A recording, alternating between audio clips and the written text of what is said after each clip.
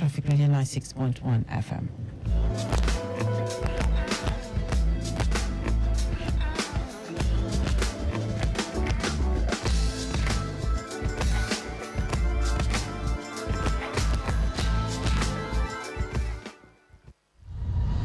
You've just listened to Flight Schedule, brought to you by Lagos Traffic Radio 96.1 FM.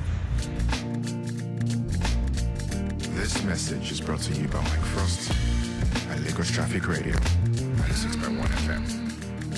Obey the rules and regulations of the road for your own safety. Know the drive like say you get extra life for house. If you go, you don't go be that. The people know for see you again be that. Why you follow one way when you're day on call and you know say you don't drink beer before? Save your life, take them easy. Obey traffic laws. Know the rules, follow the rules. And the rules to protect you. Know the rules, follow the rules. The rules to protect you. You better make you late, than make you late. Life no get back to. If you drink, don't drive. If you must drive, don't drink. Save your life, take them easy. Obey traffic laws. You're listening to Lagos Traffic Radio 96.1 FM.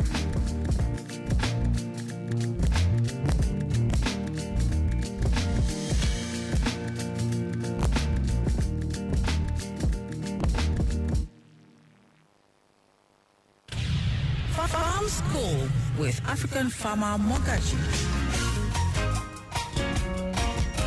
Do you know you can make money with less capital while you go about your 9 to 5 or business? Are you considering retiring into the world of agribusiness? If your answer is yes to any of these questions, then join us on Farm School with African farmer Mogaji as he unveils some hidden secrets, uncover common mistakes, and harness the potentials of the agriculture value chain. Farm School with African farmer Mogaji every Thursday at 10:15 a.m. to 11 a.m. on Lagos Traffic Radio 96.1 FM. He'll expose you to the intricacies of the agribusiness and how you can tap into the benefits of the agriculture value chain. Thursdays, 10:15 a.m. on Lagos Traffic Radio 96.1 FM. Farm School with African farmer Mogaji. It's time to farm and grow rich.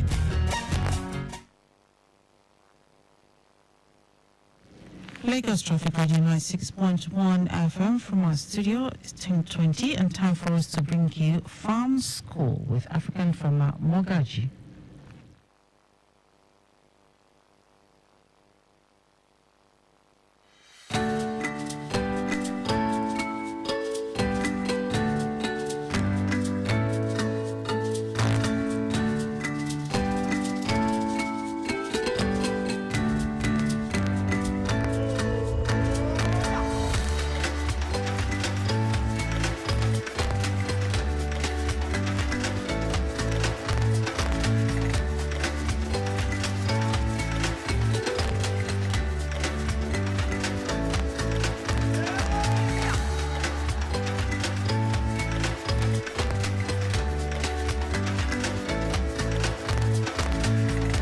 It's a fantastic morning, and it is the 21st day in the month of March 2024. I welcome you officially again to another edition of Farm School right here on Lagos Traffic Radio 96.1 FM.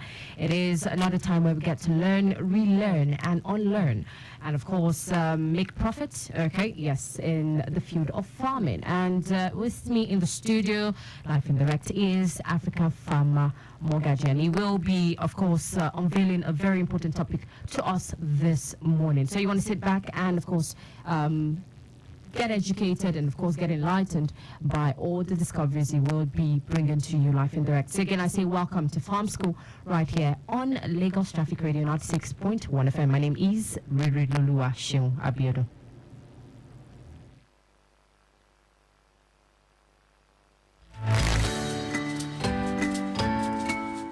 All right, so this morning we are talking about a very important subject, okay? And the topic is farming by revelation. So first and foremost, I want to say good morning to African Farmer. Good morning, Rere. How are you? Yeah, I'm very good. I really missed you last week. Oh, I missed you too. I missed you more. I missed you Really too. missed you too. She missed you more. She was asking of you all the time. Yeah. It was a very unfortunate scenario I found myself. But we're glad that you're here. But I was Life here, is spirit, soul, and body. My voice was not just head. So I want to apologize to the listeners for not being available last week. So this week we're talking about farming by revelation. And the topic comes to mind because I converted last week into like a retreat.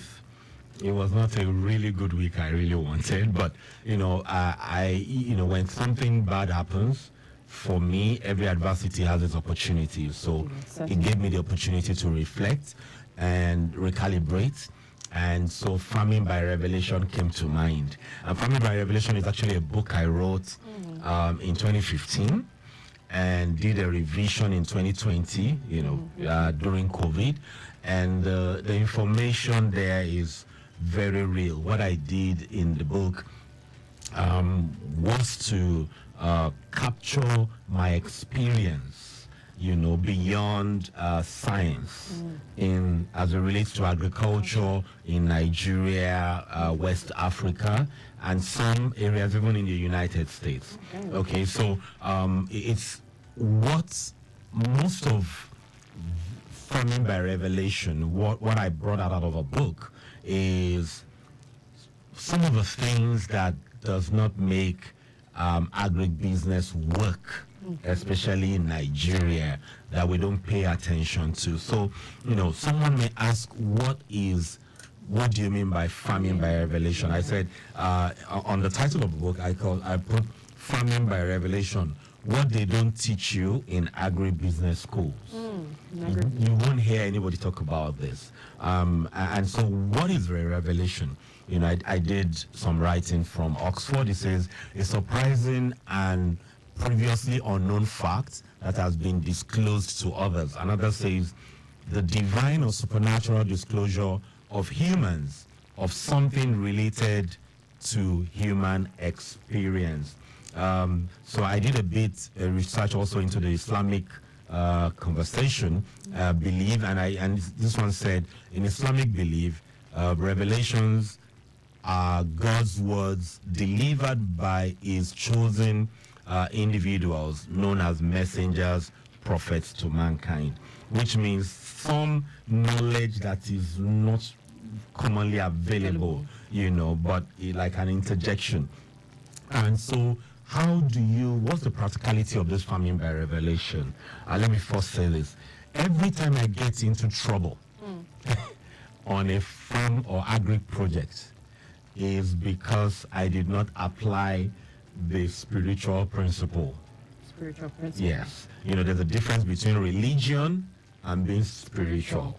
Okay, so I'm not a religious person, I'm a spiritual person. And how do I do it? Because we're having Lent going on. At the same time, the Muslim fast also is going on. So what that means is that it's a spiritual climate that we have across our country, Nigeria. And so how do you start by farming by revelation? The first thing is to ask God. And I'm not a preacher. Okay, when I say ask God, is very crucial, because if we don't, NIMET will, at the period in the year, NIMET will come out with some information. Before you get that information, how do you plan? Okay, how do you know that dollar would be 1,500? When it was like 800 and something? Okay, so how do you know when food is going to be cheap in Nigeria again? Some of those things we can tap into the spiritual or the supernatural to get that. And practical example, I think it was 2000. I started this conversation around Farming by Revelation in, I think that was like 2010. 2010. Yeah, and I would say, I'll interpret this in English. I just had something in my heart. I read and I saw that, God said that it was going to rain during the time of Noah.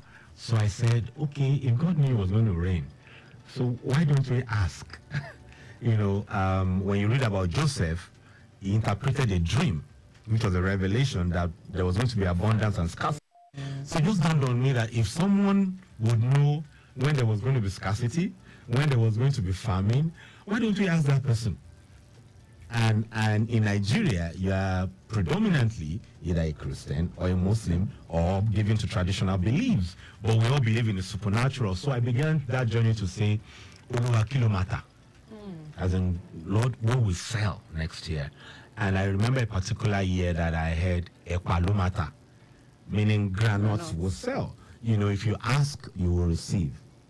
Okay? On a normal day, if I'm asking you a question or ask you for something, you will respond to me. And I didn't know how to grow granules, and I didn't know who will grow granite, but I decided I will grow granite. And I found out that some farmers I was supporting were experts at granite, but because they just moved to the location, many people didn't know. So when I shared it with them, they worked with me. So even when you believe you have an supernatural intervention in what you want to do, it's also very crucial that you work with experienced people. Yeah. So, and that year, granite sold like no man's business. Wow. We produced the granite. It was really good.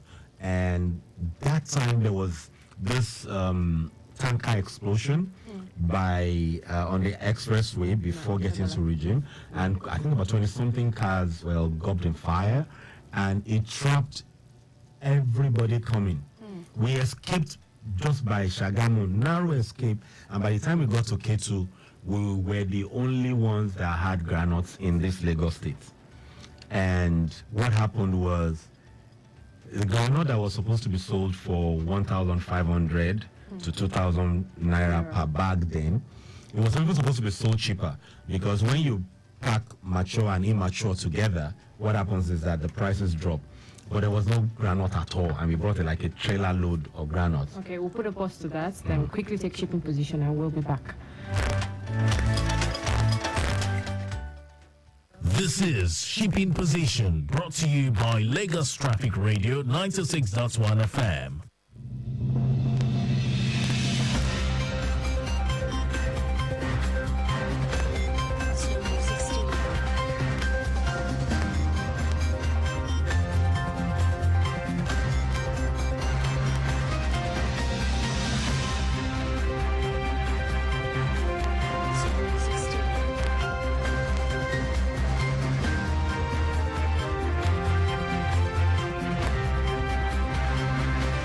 Then on shipping position for this time we have okay, we lost shipping position for a bit. On shipping position, 23 ships laden with petroleum products, container, general cargo, food items and others are expected at the Lagos Port Complex today. The Nigerian Ports Authority (NPA) made this known in its publication Shipping Position. The publication said that 20 of the ships contain bulk sugar, fish, AGO, bulk wheat, bulk base oil, PMS, bulk clinker, container and general cargo. NPA reports that 3 motor vessels are waiting to berth with bulk sugar and container, while 1 motor tanker is waiting to berth with PMS. And that was Shipping Position on Lagos Traffic Radio 96.1 FM.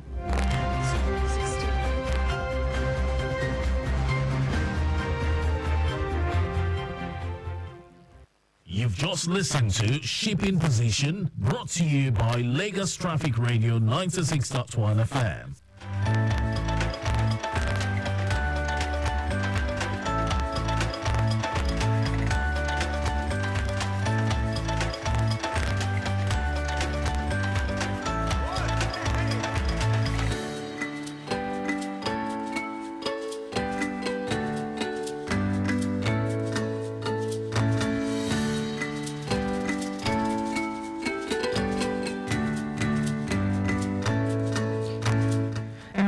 still Lagos Traffic Radio 96.1 FM, and of course you are still on to the topic. We're still talking about the topic farming by revelation. And Africa from Mogaji, you were just explaining to us how, of course, groundnuts came into place, and you stopped at you heading to K2.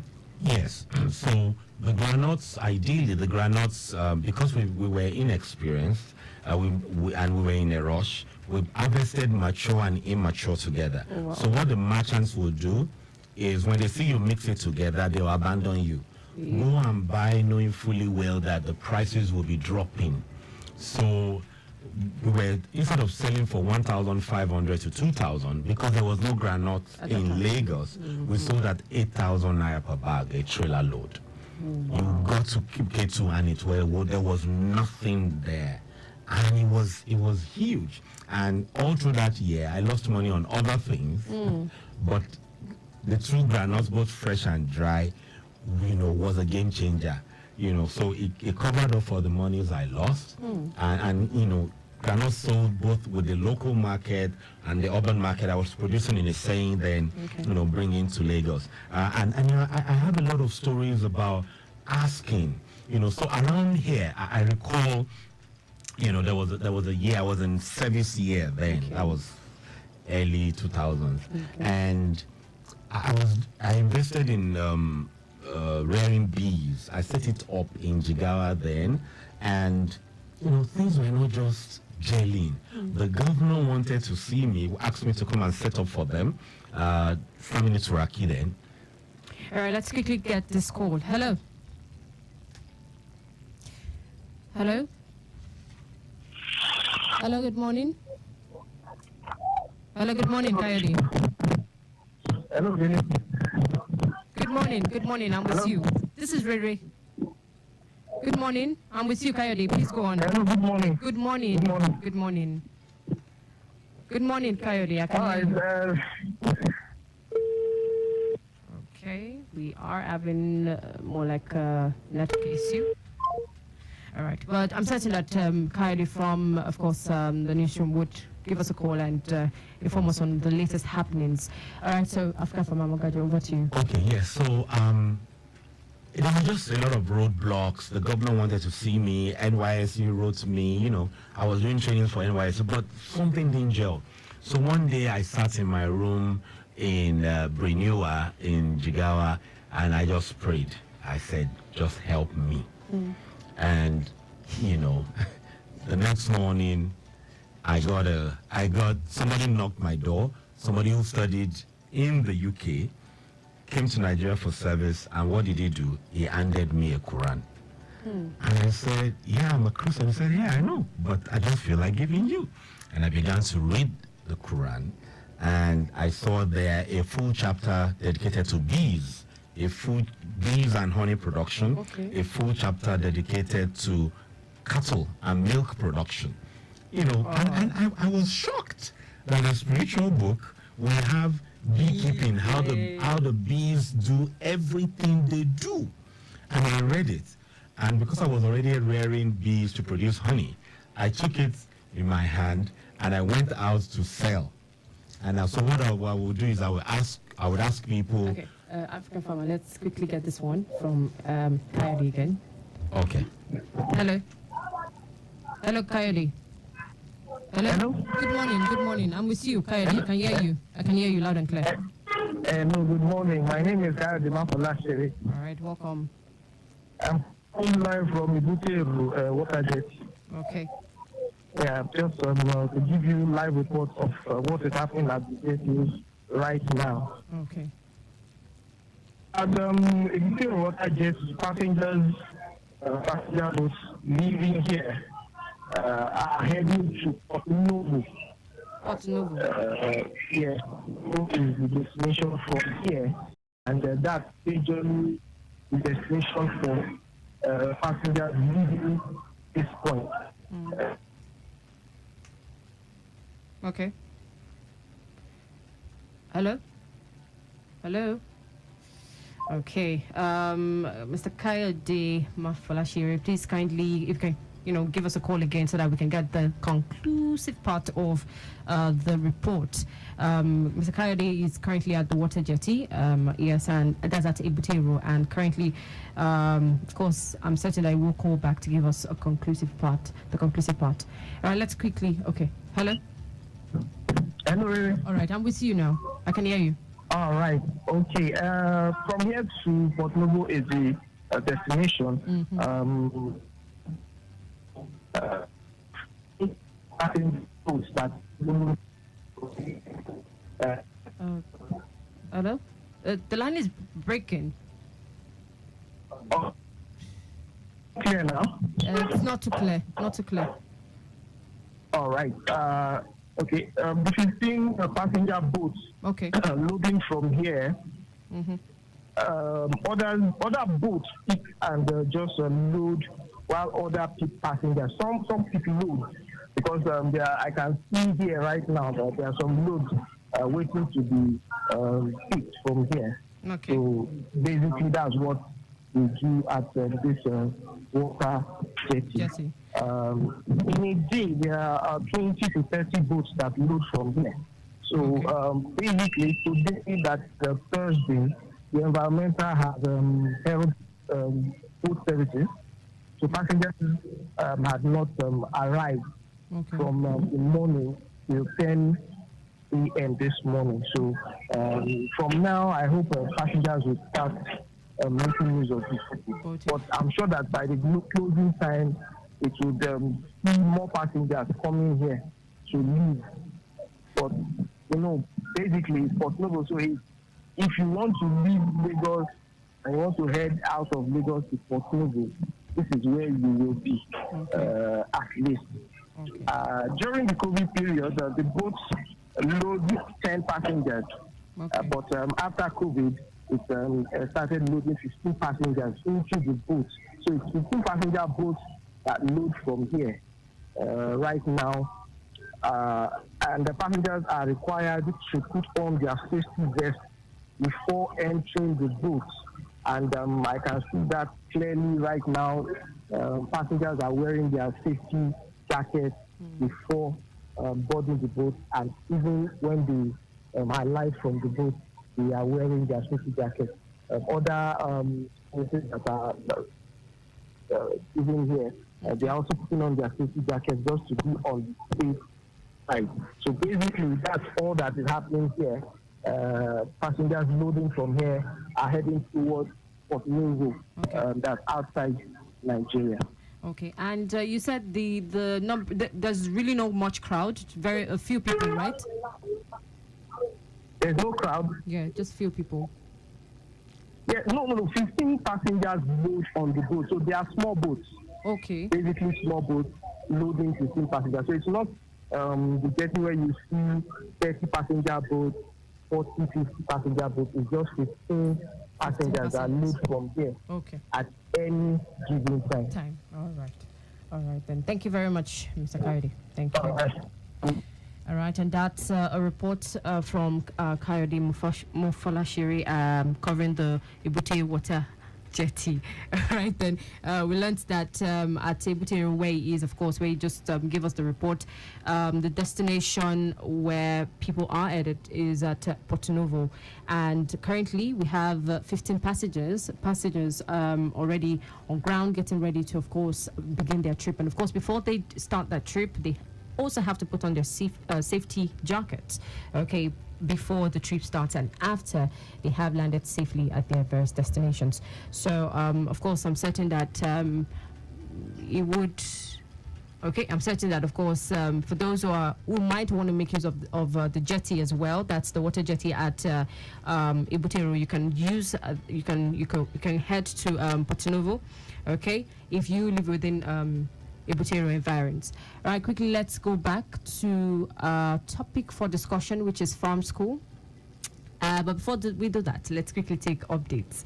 All right, for those around Maryland, currently Maryland is absolutely good from the look of things. That's from our live camera here. We have it very, very good within Maryland environs, aside alternation delay.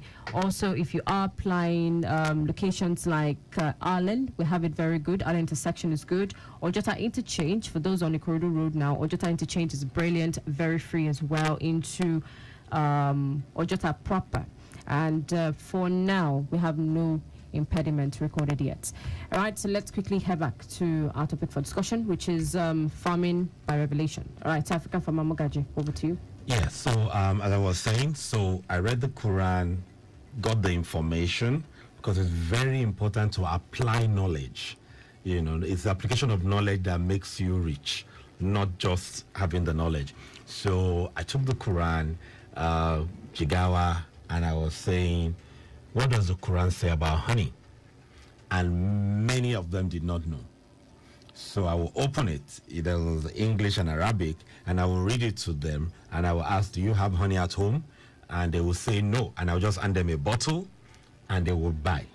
And I sold in the hundreds of thousands of naira, you know, very rich during NYSC, just because I prayed as a Christian, and somebody handed me a Quran. So bottom line is that let's stay open. If you are going to farm by revelation, stay open, because you don't know how God would answer you. Don't forget, we're in Ramadan period and also the Lent period, so it will be good to put some practicality to these things. You know, at some point in time also, I was speaking at the Rotary function. I was sharing some of these experiences that people don't believe happened. And so one of my secondary school classmates was there, and he said to me that, wow, some of the experiences you shared happened to me. So I said, oh, what? So he had a very massive poultry, retired from one of the oil and gas, you know, after 10 years, and went to invest in the poultry. And so when he invested in poultry, he just found out that 3 weeks to maturity of the animal, of the birds, the broilers, they just began to die. Wow. Massively. So after he did like the 4th batch, the wife called him and said, guy, you are going to send us back to the village. It's time for us to pack this thing up. Anyway, he decided I was going to pack it up. It was when he was packing the last equipment, he went to wash the truck at the village, and somebody approached him to say, hello. I greeted him, uncle, and said, oh, what are you doing here? He now said, oh, I own that poultry farm. I rented it. And the man said, you must have made a lot of losses. And he said, yes. And he said, how did you know? He said, when we constructed that place for the man owed us 100,000 because he was very influential. You know, he cheated us, harassed us with law enforcement, and we decided to go traditional and bury something on the farm. And told the guy that, true life story, and told the guy that, oh, we'll go and remove it. We'll go and remove it. We didn't know that you are the one using it now. But the guy had lost all his retirement package just because he did not understand that. I'll share 2 more stories because we need to understand why agribusinesses, especially production, is not working. I'll put this on record.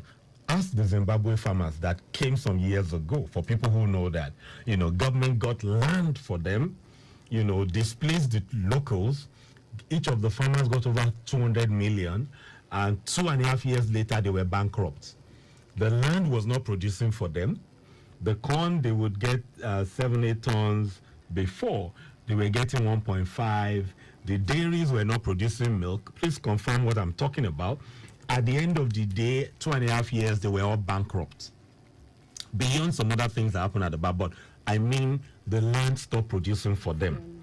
And before them, about 15 years before, there was another grain something project that they displaced the community also. That one also became history before these guys. So every time we mess around with locals, there will be issues. This one happened to me. I was producing 150 acres of corn in a saying. I'll mention locations so that it's real. Nico under one of the Ogunshun River Basin projects. And so my corn was not growing again, was not going tall again.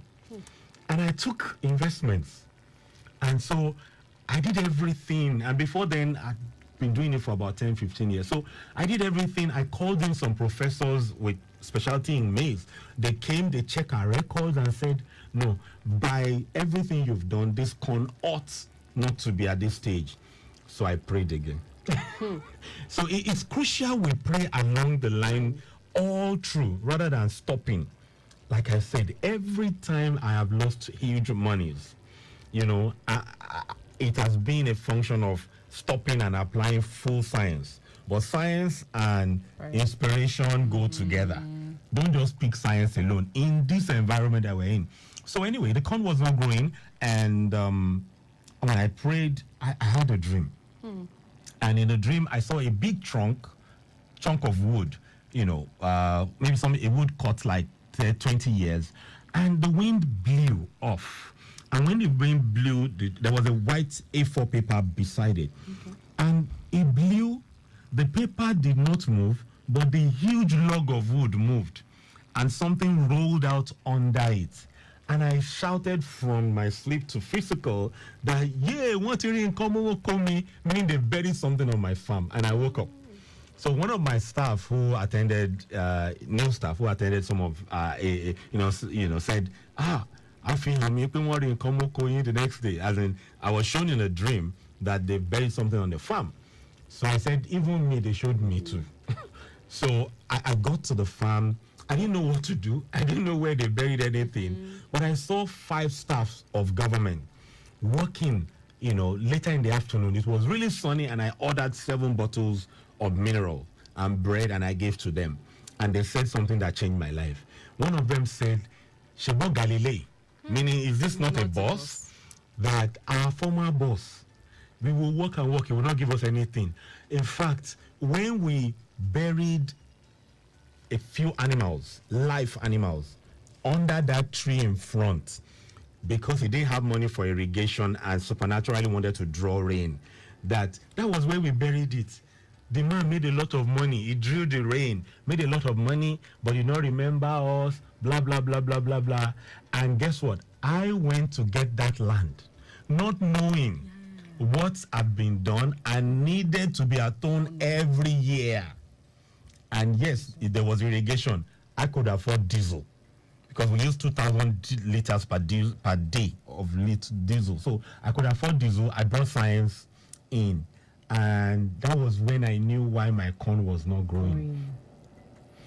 True life story. There's another lady in Ijebu-Ode, because we need to understand beyond science, beyond that. Money is the least resource you need to excel or make money in agri. These things are real. And, you know, if we still have time, I would just, you know, for somebody to call, share your experience or something. So there's this lady who the brother called me, faithful Muslim sister. You know, hijab wearing sister, faithful. So I went to assess the farm, and they did everything any Oyinbo man would do. Best practices. But they were complaining that 2 weeks to maturity, the chickens would just die. So I went round. Professionally, there was nothing wrong. So I prayed again that, I came highly recommended. What should I do? I just saw a big tree, and I just asked a very innocent question and said, what if this tree fell? This your cages and the pen is going to be worth well over 50 million, one arm of it. And then she had put in over 150 million. I'm talking about maybe 16, 17 years ago. And so she now said, the people that sold us the land said we should not cut the tree. So I said, why? They said their great-grandfathers said that their forefathers, when they came to that place, only Benotedo, I don't know how to say that in English, meaning where they came, the ancestors settled, that they used to do some Rituals? I don't know, it's not ritual, some, I don't know what to call it now, you know, English sometimes. Yoruba, okay. One man shall wait to two. Maybe sacrifice. No, sacrifice. You know, atonement. English major. So atonement. You know, do some atonement, and that they stopped. Like 2 generations have stopped now, but each person tell the next generation they'll cut that tree. So it just dawned on me, madam, they told you they stopped doing atonement, and they used to sacrifice some live chickens and co. And now you now set up a massive chicken, and your chicken is now dying 2 weeks to maturity. So, madam, I can't help you again. As a consultant, I've helped you identify what the problem is. Go call the imams to pray and tell you what to do. But just don't go and cut the tree. So I have a trailer load of all these stories. We don't teach this because it seems not to be real. I'll share this and I will open the lines if you have time. I've been in Secretary for over 13, 14 years. And I remember almost everything we do when I was there for the first 3 years.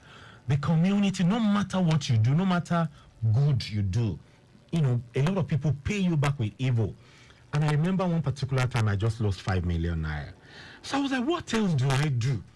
I prayed again. And in my frustration, I went to the market where the Okada boys sat, and I just sat there thinking, I left my wife at home, my children, and I'm here, and I can't even get results. And the boys were eulogizing themselves. And this is the eulogy that came out. Shepeteri lo daju. Nibiti yangbe ro okati o fomoje. Meaning, Shepeteri, I don't know what's odaju. Don't fall my hand now. Daily don't fall my, what's odaju? Odaju. Stern. Callous. Wicked. Let's just use that. Like a betrayal. Yeah, where the mother prepares the best meal. Amala is the best meal in those communities and does not give the child. So how much more a stranger? So for the first time, I've been hearing it, but my ears just popped open. And I was like, no wonder. But today, that was maybe 12 years back. Today, the youths there too have come to their realization. So they don't say Shepeteri Luo Dajun Nibiti Yangbe Ruokati Ofomoje. Now they say Shepeteri Luanu. From that location, the former FAO director is from the community. They don't have tractors. They don't have a lot of things. So bottom line is that we need to pay attention to this component. Don't just go and buy land. Don't just go and rent anything. Pay attention. Pray. And most of those things doesn't require fasting and co. Just ask. God tells you or somebody gives you the information. Do you still have time to take one call also?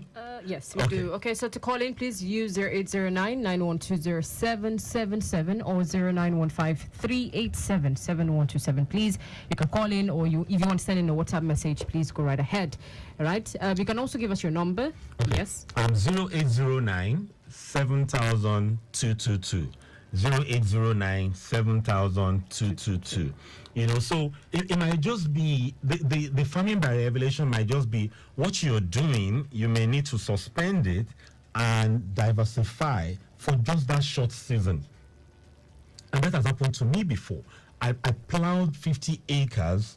I wanted to irrigate, and what I decided to, I was just there working on the land, and I heard in Yoruba clearly as if somebody spoke to me and said, Ori le watermelon lo duro leo. And I was like, professionally, I took the sand, chewed. I said, professionally, no. Oh, thank you. It was close to Easter. Okay. So we planted, everybody went home. I planted because I was on a slope. It's documented in that book, so it's not a new story. So I planted because it's shameful with my knowledge to be growing watermelon on a sandy soil that is on a hilly path, and we had prepared about 40 acres or more by the banks of the river, which is very rich, dark soils. So what happened? When it was Thursday to Easter, my watermelons were not so big. I had to abandon the land I plowed. But every other person's watermelon was massive, the ones that planted by the river. And so they were mocking me. So on the Thursday, just in case you want to sell before this Easter, things don't sell towards long break markets. So wait till after Easter, okay? Except you planted earlier, you are planting by the swampy water. So listen to this story. So when I when we went home and said, okay, the Tuesday after Easter we'll come back and we'll harvest and begin to sell because schools would have opened. It started raining before we left on that Thursday. And by the time we came back, big watermelons were floating because the land retained a lot of water. About 90% of the farm was bad. But guess what? My farm that was planted on sandy soil, on a slopey, hilly path, drained water. So the sandy soil drained water, and the hilly part did not allow the water to stay. I was the one that sold watermelons like no man's business. See, these things work. I'm not displacing science. Yeah. I'm not displacing experience. But in this country, Nigeria, where we are, find out if you are having some back-to-back challenges. Find out the history of the land you're using. Find out the history of the facility you've rented. I'm not scaring you, but I'm telling you what others will not tell you. You know, so please understand that you farm by revelation. And I want to speak to it this week. And from next week, we'll move to something different, you know, because we'll be doing some trainings and co for youths going forward. So if you want to reach out, you can reach out to us on 0809 7000 222.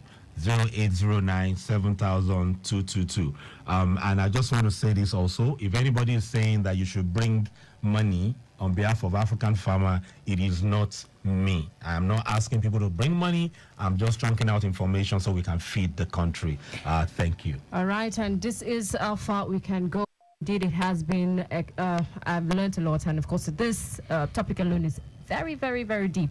I'm certain that you were also I want to say blessed, but apart from being blessed, you learned a whole lot. So impacted. Again, yes, you were impacted, exactly. So please, do not just farm alone, but also seek spiritual guidance from God, which is very important. On this note, we bring this segment to a close, but of course we'll make a return again next week, Thursday at 10:15 a.m. to 11 a.m. Till then, please have a fantastic day and God bless you. My name is Berilolua Shonwabiodun. Good morning.